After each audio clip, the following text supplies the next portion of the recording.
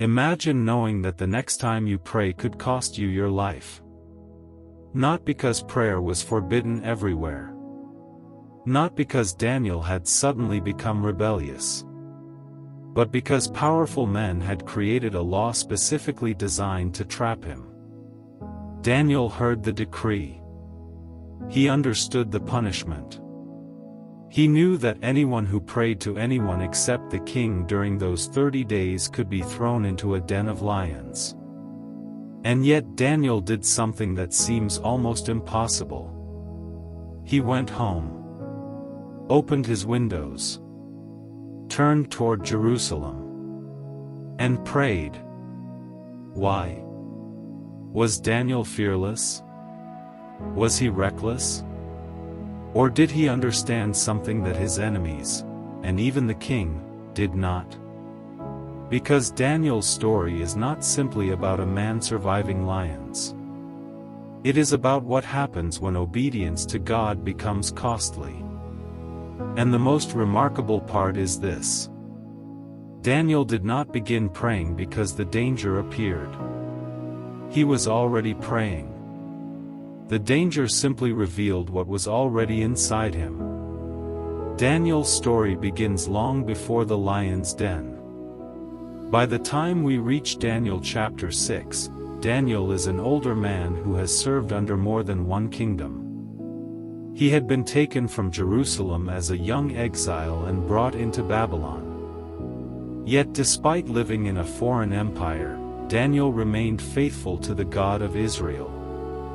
By chapter 6, that faithfulness had become impossible for his rivals to ignore. The king had appointed officials over the kingdom, and Daniel distinguished himself among them. The reason is striking: there was an excellent spirit in him. The king was even considering placing Daniel over the entire kingdom. That created a problem. Daniel's enemies wanted to find a reason to accuse him. So they searched. They examined his work. They looked for corruption. They looked for negligence. And they found nothing. No corruption. No negligence. No obvious weakness in his public service. So they realized something important. If they were going to destroy Daniel, they would have to attack the one thing they knew he would never compromise: his relationship with God. Daniel's enemies understood him better than they probably realized. They knew Daniel prayed. They knew he was devoted to his God. And they knew that if a law was created that directly conflicted with that devotion, Daniel would have a decision to make. So they approached the king with a proposal. For 30 days, no one was to make a petition to any god or person except the king. Anyone who violated the decree would be thrown into a den of lions. On the surface, it sounded like a way to honor the king. But underneath it was a trap. The men were trying to make Daniel choose between obedience to the king's temporary command and faithfulness to God. And the king signed the decree. Once it was established, the law could not simply be revoked. Now the trap was complete. Daniel knew about the law. He knew the punishment. He knew exactly what his enemies wanted. And then came the moment that defines the story. Daniel 6 tells us that when Daniel learned the document had been signed, he went into his house. His windows were open toward Jerusalem. And 3 times a day, he got down on his knees, prayed, and gave thanks before his God. There is a detail here that is easy to miss. Daniel did not suddenly start praying because he wanted to make a political statement. The text says he continued doing what he had done before. His prayer life was not a performance created for the crisis. It was his established habit. That changes the way we see his decision. Daniel wasn't thinking, "How can I make the king angry?" He wasn't thinking, how can I prove that I'm brave? The Bible does not say Daniel was looking for a confrontation. Instead, when the pressure came, Daniel simply refused to abandon the practice that had defined his relationship with God. He knew the law.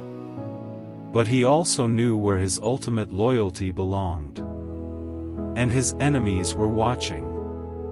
They found Daniel exactly where they expected him to be. Praying.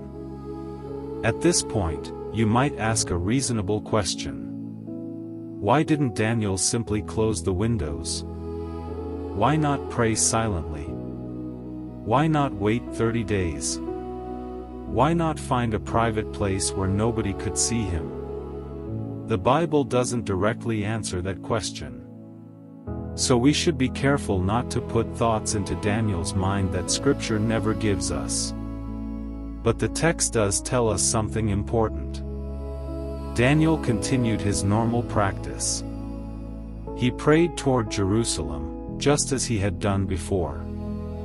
His faith was not something he was willing to abandon simply because obedience had become dangerous.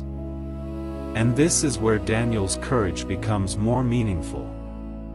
Courage is not always doing something dramatic. Sometimes courage is continuing to do what is right when you know there may be a cost. Daniel's enemies wanted fear to determine his behavior. Daniel's actions showed that his faith was stronger than their threat. He could not control the law. He could not control the king. He could not control his enemies. He could control one thing: whether he would remain faithful. Daniel's enemies immediately reported what they had seen. They had caught Daniel praying. The king was deeply distressed. This is one of the surprising parts of the story. The king apparently valued Daniel. He did not want Daniel to die. He tried to find a way to rescue him. But the decree had been established as law, and the officials reminded him that it could not simply be changed. Eventually, Daniel was brought to the lion's den. The king expressed hope that Daniel's God, whom Daniel continually served, would rescue him. Then Daniel was placed inside the den. A stone was brought and placed over the opening. The king sealed it. From a human perspective, everything was finished. Daniel had obeyed God. And now he was facing the consequence. Imagine the contrast.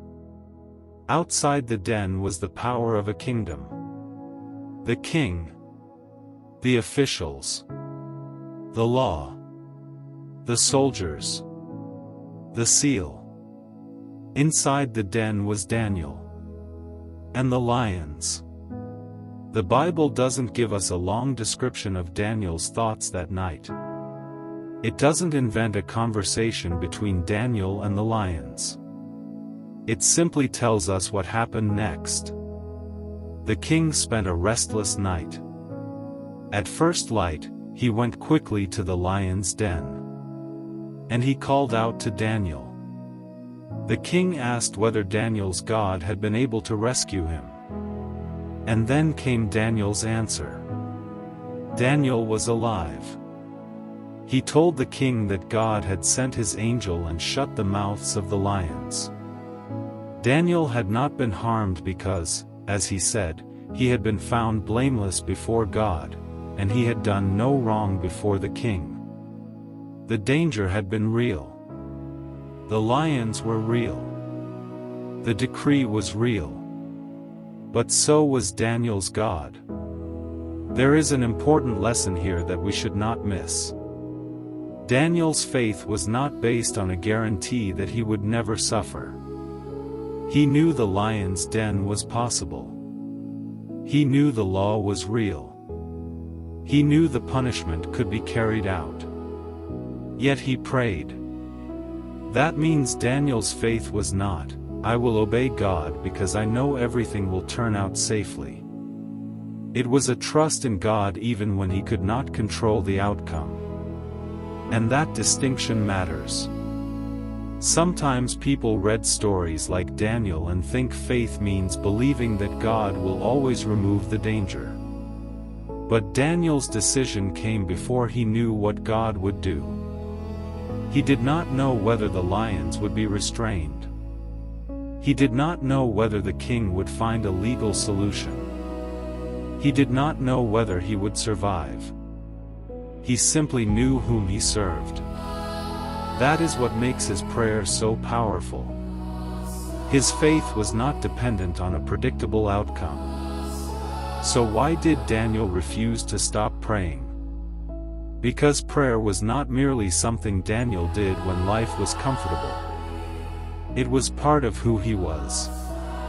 The decree changed the consequences of prayer. It did not change Daniel's relationship with God. His enemies could control the law. They could report him. They could bring him before the king. They could send him to the lions. But they could not decide whom Daniel would worship. And perhaps that is the heart of the story. Daniel understood a truth that his enemies misunderstood. You can threaten someone's circumstances. You cannot necessarily control their convictions. Daniel's prayer was not a rebellion against the king. It was an act of faithfulness to God. And the Bible presents his courage as something rooted in a life that had already been devoted to God long before the crisis arrived. The story does not end when Daniel leaves the lion's den. The king was overjoyed that Daniel was alive. Daniel was brought out, and the text says no wound was found on him because he had trusted in his God. Then the same story that began with a conspiracy against Daniel ended with the king issuing a proclamation concerning the God of Daniel. The king described Daniel's God as the living God whose kingdom will never be destroyed. Think about the transformation. At the beginning, Daniel's enemies wanted his faith to become the reason for his destruction. By the end, Daniel's faith had become the reason the king publicly acknowledged the power of his God. The lion's den became more than a place of danger. It became the setting in which Daniel's trust was revealed. Daniel's story asks a question that is just as relevant today as it was in the ancient world. What happens when doing what is right becomes costly? What happens when your faith is no longer convenient? What happens when staying faithful means you cannot control the outcome? Daniel shows us that courage doesn't always look loud. Sometimes it looks like getting down on your knees. Sometimes it looks like continuing a faithful habit when fear tells you to stop. Sometimes it means trusting God without knowing what tomorrow will bring. Daniel did not know how the story would end when he opened those windows. He did not know whether he would walk out of the lion's den. But he knew who he was praying to. And perhaps that is why Daniel's story has survived for generations. Not simply because a man survived hungry lions, but because his faith had already been settled before the crisis arrived. The lion's den did not create Daniel's faith. It revealed it. So when your own circumstances become frightening, remember Daniel.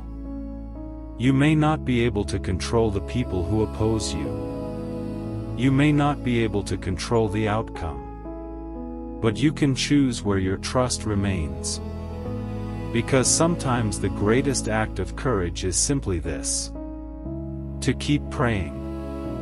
If you enjoy discovering dramatic Bible stories, biblical mysteries, and the moments of faith that changed biblical history, subscribe to Sacred Stories.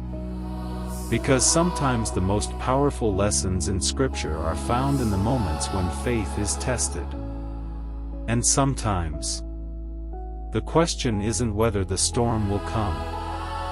It's whether we will keep praying when it does.